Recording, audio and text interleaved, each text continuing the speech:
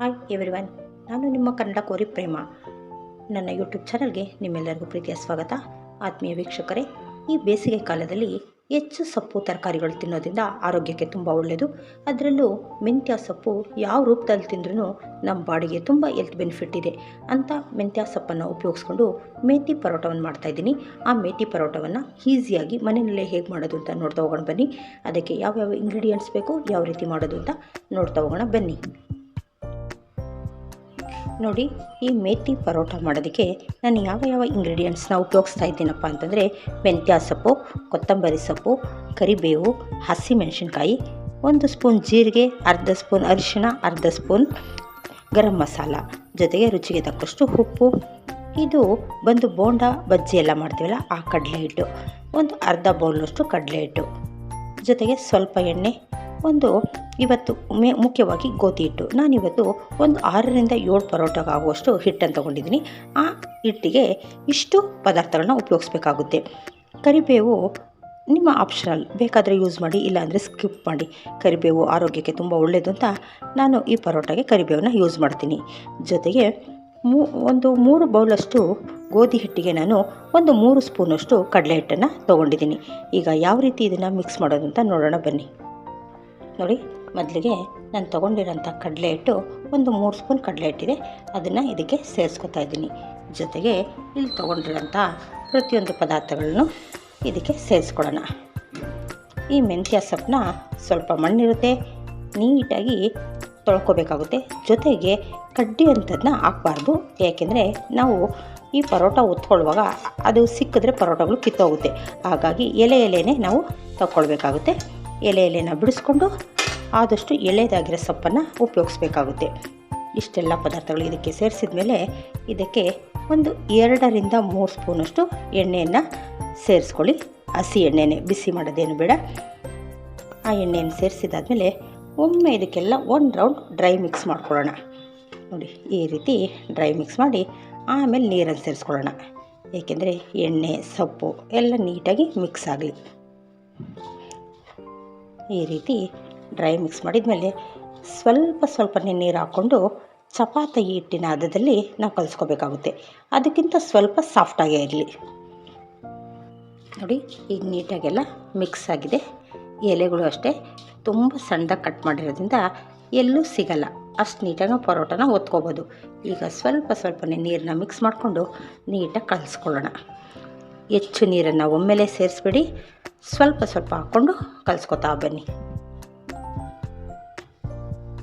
ನೋಡಿ, ಈ ರೀತಿ ನೋಡ್ಕೊಂಡು ನೀರು ನಮ್ಗೆ ಎಷ್ಟು ಬೇಕೋ ಅಷ್ಟನ್ನು ಸೇರಿಸ್ಕೊಂಡು ತುಂಬ ಟೈಟಾಗಿ ಸಾಫ್ಟಾಗಿ ಮಿದ್ದುಕೊಂಡು ಕಲಿಸ್ಬೇಕಾಗುತ್ತೆ. ಆಗ ಪರೋಟ ತುಂಬ ಸಾಫ್ಟಾಗಿ ಬರುತ್ತೆ. ನೋಡಿ, ಹಿಟ್ಟನ್ನು ಈ ಹದದಲ್ಲಿ ಕಲಿಸ್ಕೊಳ್ಳಿ. ನೋಡಿ, ತುಂಬ ಗಟ್ಟಿಯೂ ಇಲ್ಲ, ಕರೆಕ್ಟ್ ಕನ್ಸಿಸ್ಟೆನ್ಸಿ ಇದೆ. ಈಗ ನಾವು ಮತ್ತೆ ಇದ್ರ ಮೇಲೆ 2 ಸ್ಪೂನಷ್ಟು ಎಣ್ಣೆಯನ್ನು ಹಾಕಿ ಒಂದು ಸಾರಿ ಎಲ್ಲ ಮಿಕ್ಸ್ ಮಾಡಿ ಮಿನಿಮಮ್ ಅಂದರೆ ಇದನ್ನು 15 ನಿಮಿಷಗಳ ಕಾಲ ರೆಸ್ಟ್ ಮಾಡೋಕ್ಕೆ ಬಿಡಬೇಕಾಗುತ್ತೆ.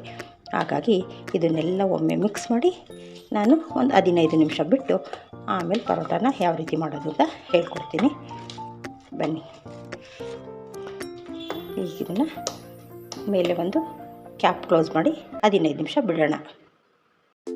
ಹಾಯ್, ನಮಸ್ತೆ ನೆಲಮಂಗಲದ ಜನತೆಗೆ. ನಿಮ್ಮೆಲ್ಲರಿಗೂ ಒಂದು ಸಂತಸದ ಸುದ್ದಿ ಎಂದರೆ ನಮ್ಮ ನೆಲಮಂಗಲದಲ್ಲಿ ಓಪನ್ ಆಗಿದೆ MS ಗಿರಣಿ ಮನೆ. ಅದರಲ್ಲೇನು ವಿಶೇಷ ಅಂತ ಕೇಳ್ತೀರಾ? ಬನ್ನಿ, ಅದರ ಸ್ಪೆಷಾಲಿಟಿ ಬಗ್ಗೆ ಹೇಳ್ತೀನಿ. ಇಲ್ಲಿ ನಮ್ಮ ರುಚಿಗೆ ತಕ್ಕ ಹಾಗೆ ಸಾಂಬಾರ್ ಪುಡಿಯನ್ನು ಅಥವಾ ಯಾವುದೇ ಪುಡಿಯಾದರೂ ಸಹ ಕಸ್ಟಮೈಸ್ ಮಾಡಿಕೊಡಲಾಗುತ್ತದೆ.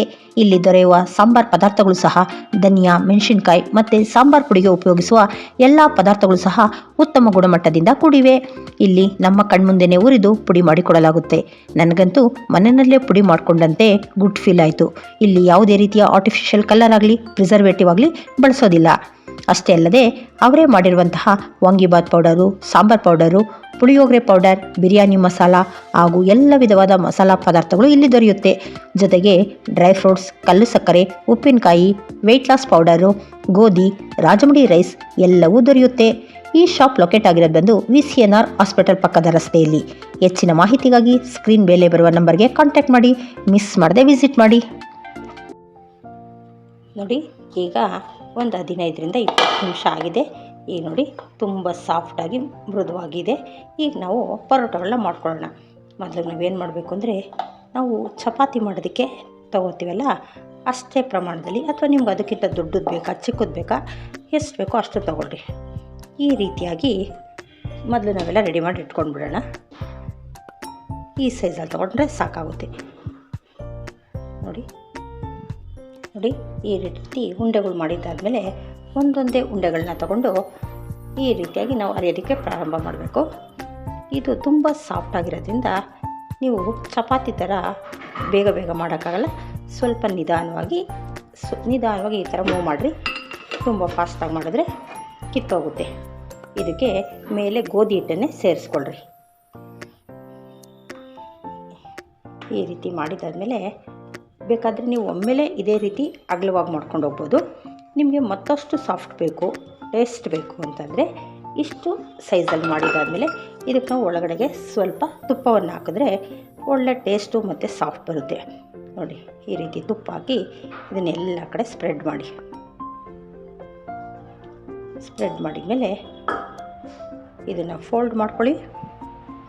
ಈ ರೀತಿ 4 ಭಾಗವಾಗಿ ಫೋಲ್ಡ್ ಮಾಡಿಕೊಂಡು ಮತ್ತು ತುಂಬ ಸಾಫ್ಟಾಗಿ ನಿಮಗೆ ಯಾವ ಸೈಜಲ್ಲಿ ಬೇಕೋ ಆ ಸೈಜಲ್ಲಿ ಪರೋಟನ ಒತ್ತುತ್ತಾ ಹೋಗ್ರಿ. ಆದರೆ ಇದು ಮಾಡೋದಕ್ಕೆ ತುಂಬ ಸ್ಮೂತಾಗಿ ಮಾಡ್ತಾ ಹೋಗಬೇಕು. ಯಾಕೆಂದರೆ ಹಿಟ್ಟು ನಾವು ಸ್ಮೂತಾಗಿ ಕಲಿಸಿರ್ತೀವಲ್ವ, ಸೊ ನೀವು ತುಂಬ ಸ್ಮೂತಾಗಿ ಮಧ್ಯೆ ಏನಾದರೂ ಕಚ್ಚುತ್ತೆ ಅಂದಾಗ ಸ್ವಲ್ಪ ಹಿಟ್ಟನ್ನು ಸೇರಿಸ್ಕೊಳ್ಳಿ. ನಿಮಗೆ ಯಾವ ಸೈಜಲ್ಲಿ ಬೇಕೋ, ತೀರಾ ಇದು ತೆಳುವಾಗಿ ಬರೋಲ್ಲ, ಸ್ವಲ್ಪ ದಪ್ಪನಾಗೆ ಬರುತ್ತೆ.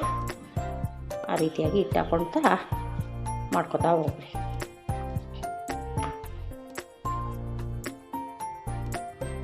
ನೋಡಿ ಈ ರೀತಿ ತಿರುವಾಗ್ತಾ ಜೀರಿಗೆ ಎಲ್ಲ ಹಾಕಿರೋದ್ರಿಂದ ನಿಧಾನವಾಗಿ ಈ ರೀತಿ ಮೂವ್ ಮಾಡ್ತಾ ಹೋಗ್ರಿ. ಸೈಡಲ್ಲೆಲ್ಲ ದಪ್ಪ ಇರುತ್ತೆ, ಅದನ್ನೆಲ್ಲ ನೀಟಾಗಿ ಮಾಡ್ಕೊಂಡು ಈ ರೀತಿ ಪದೇ ಪದೇ ತಿರುವಾಕ್ರಿ. ಆಗ ನೀವು ಈಸಿಯಾಗಿ ಮಾಡ್ಕೊಳ್ಬೋದು. ಇದಕ್ಕಿಂತ ತೆಳು ಬೇಡ, ಈ ಸೈಜಲ್ಲೇ ಇರಬೇಕು. ಈಗ ನಾವು ಇದನ್ನು ಬೇಯಿಸ್ಕೊಳ್ಳೋಣ.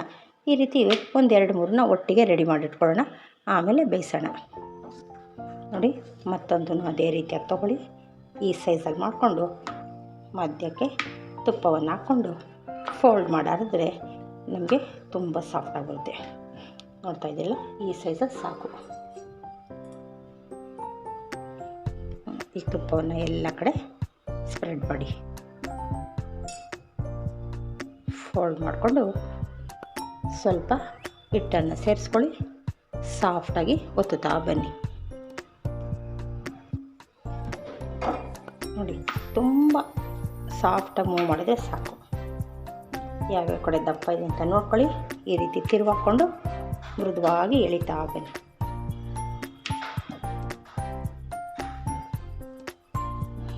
ಈ ರೀತಿ ಮಾಡೋದ್ರಿಂದ ತುಂಬ ನೀಟಾಗಿ ಬರುತ್ತೆ. ನಿಧಾನವಾಗಿ ಮತ್ತೆ ತಿರುವಾಗ್ತಾ ಇರಬೇಕು, ಜೊತೆಗೆ ಮೇಲೆ ಸ್ವಲ್ಪ ಹಿಟ್ಟನ್ನು ಸೇರಿಸ್ಕೊತಾ ಇರಬೇಕು. ನೋಡಿ ಈ ರೀತಿ ನಮಗೆ ಸ್ವಲ್ಪ ನಿಧಾನ ಆಗುತ್ತೆ, ಯಾಕೆಂದರೆ ಹಿಟ್ಟು ಸಾಫ್ಟಾಗಿ ಕಲಿಸಿರೋದ್ರಿಂದ. ನಿಧಾನ ಆದರೂ ಸರಿ, ತಾಳ್ಮೆಯಿಂದ ಮಾಡಿದ್ರೆ ನಮ್ಗೆ ಅಷ್ಟೇ ಸಾಫ್ಟಾಗಿರೋಂಥ ಪರೋಟ ರೆಡಿ ಆಗುತ್ತೆ. ನೋಡಿ ಈ ರೀತಿ ನಿಧಾನವಾಗಿ ಮಾಡ್ತಾ ಬನ್ನಿ. ಅಲ್ಲಿಗೆ ರೆಡಿ ಆಯಿತು. ನೋಡಿ ನಾನೀಗ ಬೇಯಿಸೋಕ್ಕೆ ತವಾನ ಸ್ಟವ್ ಮೇಲೆ ಇಟ್ಟಿದ್ದೀನಿ. ತವಾ ಕಾಯ್ದಿದೆ. ಈಗ ಯಾವ ರೀತಿ ಮಾಡೋದು ಅಂತ ನೋಡೋಣ. ನೋಡಿ ಈ ರೀತಿಯಾಗಿ ನಿಧಾನವಾಗಿ ತವ ಮೇಲೆ ಹಾಕಿ ಮೇಲ್ಭಾಗದಲ್ಲಿ 1 ಸ್ಪೂನು ಎಣ್ಣೆ ಅಥವಾ ತುಪ್ಪ, ನಿಮಗೆ ಯಾವುದು ಇಷ್ಟನೋ ಅದನ್ನು ಹಾಕ್ಕೊಂಡು ತಿರುಗಿಸ್ತಾ ಎರಡೂ ಕಡೆ ತುಂಬ ರೋಸ್ಟಾಗಿ ಬೇಯಿಸೋಣ. ನೋಡಿ ಎಣ್ಣೆನಿಗೆ ಎಲ್ಲ ಕಡೆ ಸ್ಪ್ರೆಡ್ ಮಾಡಿ ಈ ರೀತಿ ತಿರುಗಿಸ್ತಾ ಎರಡೂ ಕಡೆ ಎಣ್ಣೆಯನ್ನು ಹಾಕ್ಕೊಂಡು ನೀಟಾಗಿ ರೋಸ್ಟ್ ಆಗೋವರೆಗೂ ಬೇಯಿಸೋಣ.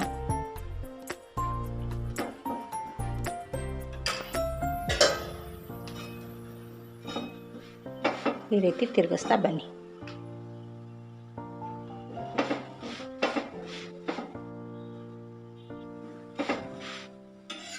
ಹೀಗೆ ಪದೇ ಬೆಂದಮೇಲೆ ತಿರುವಾಗ್ತಾ ಸೈಡಿಂದ ನೀಟಾಗಿ ಬೇಯಿಸ್ಕೊಳ್ಳೋಣ.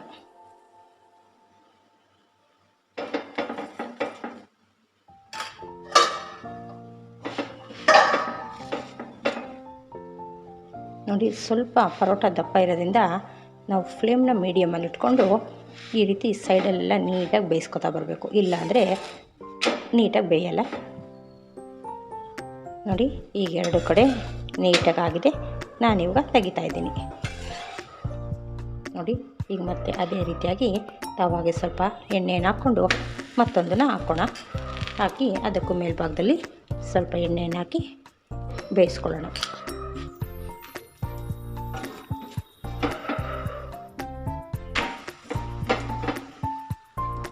ನೋಡಿ ತಿರುವಾಗಿ ಈ ಭಾಗಕ್ಕೂ ಸ್ವಲ್ಪ ಎಣ್ಣೆಯನ್ನು ಹಾಕ್ಕೊಂಡು ಎರಡು ಕಡೆ ಬೇಯಿಸೋಣ.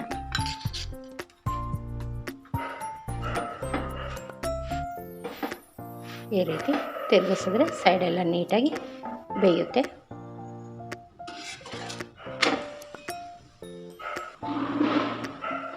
ಇದಕ್ಕೆ ನಾವು ಎಣ್ಣೆ ಅಥವಾ ತುಪ್ಪ ಏನು ಬೇಕಾದರೂ ಸೇರಿಸ್ಕೊಳ್ಬೋದು. ನೋಡಿ ಈಗ ಎರಡು ಸೈಡಲ್ಲಿ ನೀಟಾಗಿ ಬೆಂದಿದೆ. ಈಗ ನಾನು ತೆಗಿತಾ ಇದ್ದೀನಿ. ನೋಡಿ ಹೆಲ್ತಿಯಾದ ಟೇಸ್ಟಿಯಾದ ಮೇಥಿ ಪರೋಟ ಸವಿಯಲು ಸಿದ್ಧವಾಗಿದೆ. ಈ ಪರೋಟವನ್ನು ನಾವು ಪಲ್ಯದ ಜೊತೆ, ಚಟ್ನಿ ಜೊತೆ, ಮೊಸರು ಜೊತೆ ಯಾವುದ್ರ ಜೊತೆ ತಿಂದ್ರೂ ಒಳ್ಳೆ ಕಾಂಬಿನೇಷನ್ ಇರುತ್ತೆ. ಅಥವಾ ಬರೀ ತುಪ್ಪನೇ ಹಾಕ್ಕೊಂಡು ತಿಂದರೂ ಚಟ್ನಿ ಪುಡಿ ಜೊತೆ ತಿನ್ನೋದಕ್ಕೂ ತುಂಬ ರುಚಿ ಅದ್ಭುತವಾಗಿರುತ್ತೆ. ಇದು ಎಷ್ಟು ಸಾಫ್ಟಾಗಿರುತ್ತೆ ಅಂದರೆ ನೋಡಿ, ಅಷ್ಟು ಮೃದುವಾಗಿ ಅಷ್ಟು ಸಾಫ್ಟಾಗಿರುತ್ತೆ. ಒಮ್ಮೆ ನೀವು ಈ ರೀತಿ ಮಾಡಿ, ಮಕ್ಕಳು ಇಷ್ಟಪಡ್ತಿರ್ತಾರೆ. ಮೆಂತ್ಯ ಆರೋಗ್ಯಕ್ಕೂ ಒಳ್ಳೆಯದು. ನಿಮ್ಮೆಲ್ಲರಿಗೂ ಈ ರೆಸಿಪಿ ಇಷ್ಟ ಆಗಿದೆ ಅಂತ ಭಾವಿಸಿದ್ದೀನಿ. ಇಷ್ಟ ಆದರೆ ಲೈಕ್ ಮಾಡಿ, ಶೇರ್ ಮಾಡಿ, ಸಬ್ಸ್ಕ್ರೈಬ್ ಮಾಡೋದನ್ನ ಮರಿಬೇಡಿ. Thank you.